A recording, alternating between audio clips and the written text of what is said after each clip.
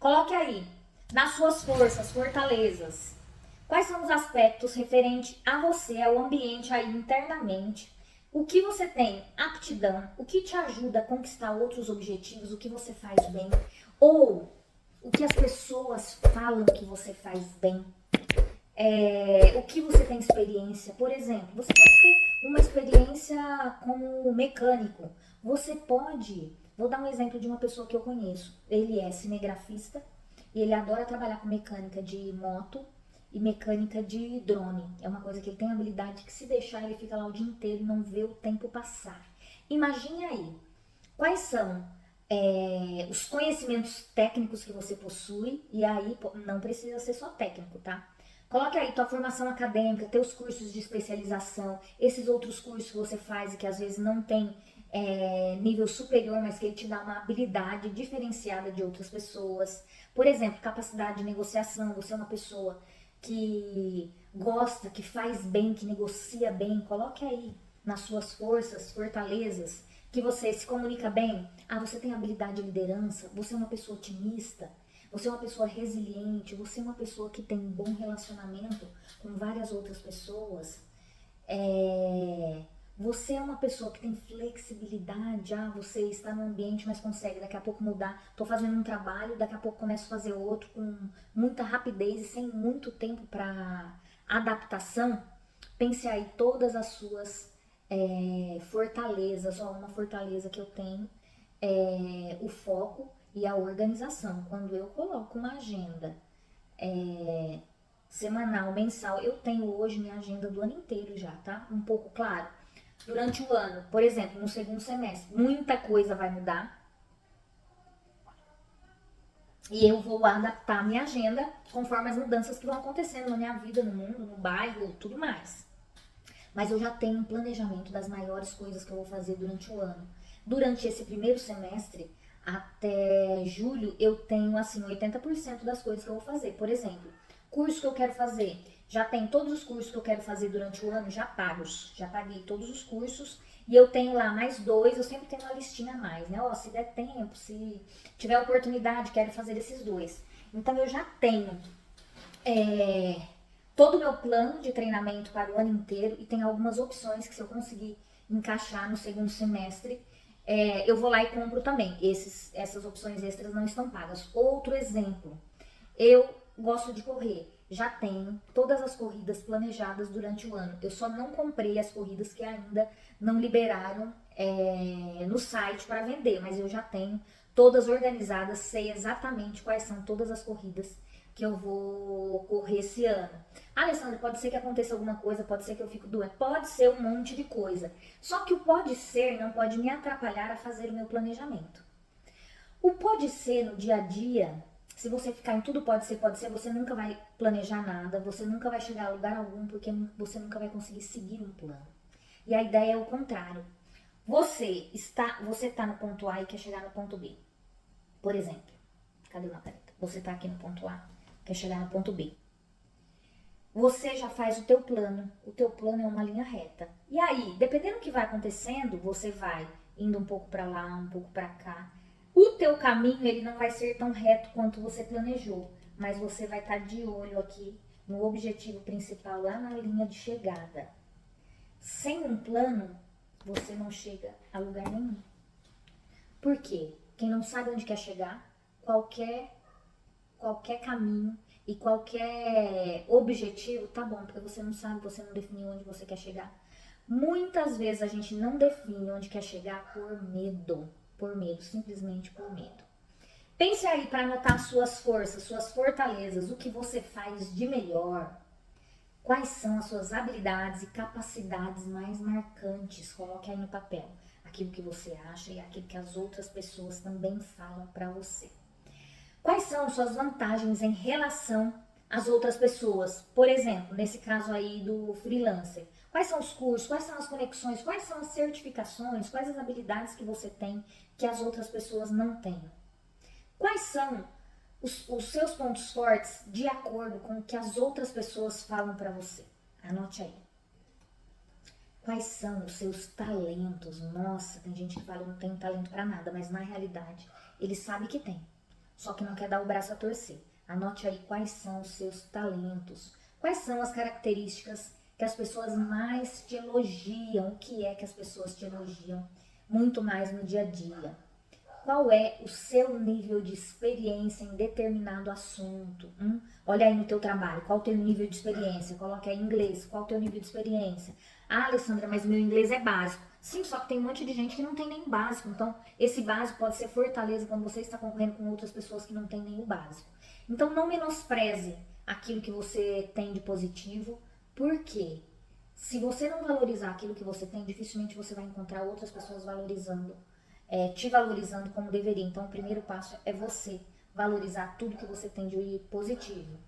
Conseguiu colocar aí? Listou bastante fortalezas? Espero que tenha listado bastante fortalezas. Caso você não tenha conseguido colocar tanta coisa no papel, depois fica o dever de casa para você perguntar para as outras pessoas. Pergunte para quem trabalha perto de você, pergunte para os seus familiares, marido, namorada, esposa, seja quem for. Pergunte, porque com certeza você tem aí muitos pontos positivos e só está com dificuldade para identificá-los. Falamos dos pontos fortes, das fortalezas, vamos agora para as fraquezas. Pense aí naquilo. Esse não é muito fácil de fazer porque bate lá no fundo do coração. Mas quando você tem clareza dos pontos que você precisa desenvolver, você não precisa esperar feedback de ninguém e nem uma crítica de ninguém, porque você já sabe. Quando a outra pessoa falar, isso não vai te afetar, não vai doer o teu coração, como se fosse a primeira vez que você estivesse ouvindo sobre o assunto. Pensa aí, as fraquezas referem-se a tudo aquilo que você precisa melhorar, precisa aperfeiçoar. Pode ser alguma dificuldade, alguma limitação, algum comportamento. Se você consegue identificar comportamentos que não são os adequados ou os melhores no ambiente que você está inserido, ou para você atingir aquele sonho lá na frente, você está um passo adiante de muitas outras pessoas, porque a maioria não consegue fazer isso. Pense aí, quais são os comportamentos negativos, aqueles comportamentos que te prejudicam quando você quer executar alguma tarefa ou quando você quer alcançar alguma meta. Esses comportamentos eles te atrapalham. Você procrastina. Você tem dificuldade de analisar tudo no detalhe. Você tem dificuldade de se planejar. Você tem dificuldade de tomar decisões. Alessandra, nossa, eu quero tudo menos tomar alguma decisão. Você é uma pessoa muito tímida, muito insegura, você não se comunica bem. Pense aí na sua formação. O que você precisa ter de formação para atingir aquele sonho, aquilo que você quer lá na frente.